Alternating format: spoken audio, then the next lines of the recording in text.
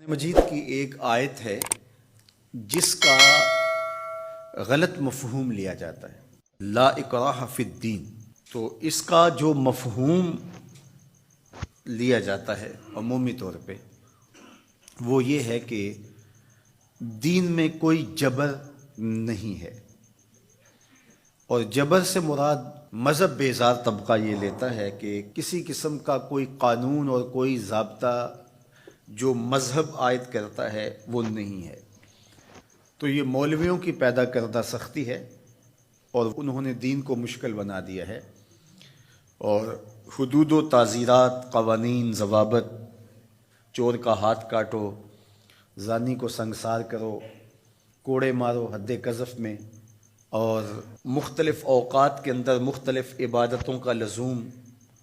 تو یہ کیا ہے جب قرآن کہتا ہے لا اکراہ فی الدین، دین میں کوئی سختی نہیں ہے، کوئی جبر نہیں ہے، جو مرضی کرو۔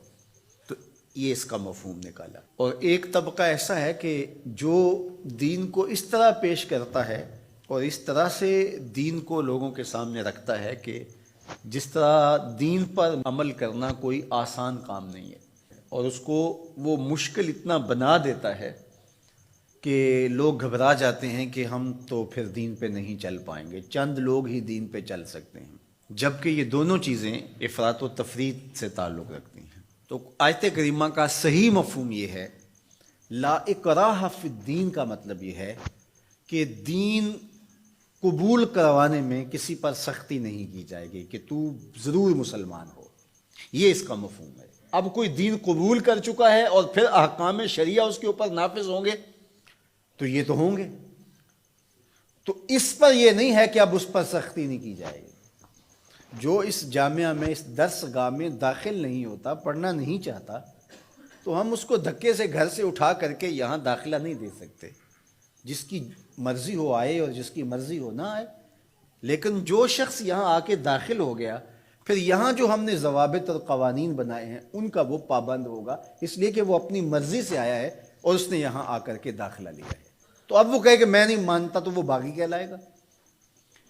تو اسلام کے اندر کسی کو سختی سے داخل نہیں کیا جائے گا، ترغیب دی جائے گی۔ اور قرآن مجید کی اس آیت کریمہ کو اگر پورا پڑھیں تو سارا مفہوم واضح ہے، لا اکراہ فی الدین، دین لانے کے حوالے سے کوئی زبردستی نہیں ہے۔ قد تبین الرشد من الغی، ہدایت کا راستہ گمراہی سے ممتاز ہو کے واضح ہو چکا ہے۔ اب جس کا جی چاہے وہ ایمان لائے اور جس کا جی چاہے وہ کفر کرے، یہ اس کی مرضی ہے۔ اگر اللہ چاہتا تو کسی کے دل میں کفر پیدا ہی نہ ہوتا، سب مسلمان ہوتے، لیکن اللہ تعالیٰ جل شانہ کی حکمت یہ نہیں ہے۔ انا ہدیناہ السبیل اما شاکرا و اما کفورا، ہم نے حق کے راستے واضح کر دیے۔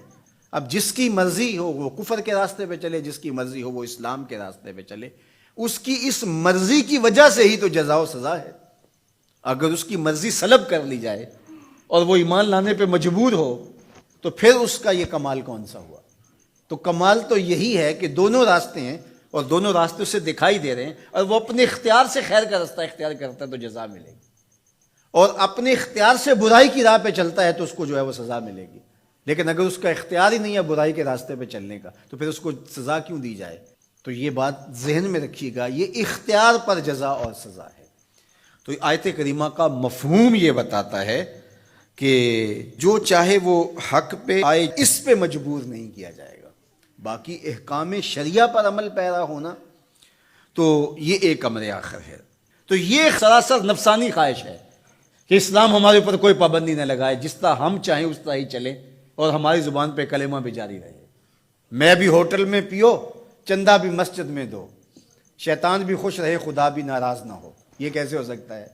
تو لا اکراہ فی الدین کا جو مفہوم لوگوں نے تراش لیا کہ اسلام کا کوئی ضابطہ قانون ہم قبول نہیں کریں گے، ہم خواہش اور مرضی کی زندگی بسر کریں گے، یہ سراسر دین کی منشا کے برعکس چیز ہے۔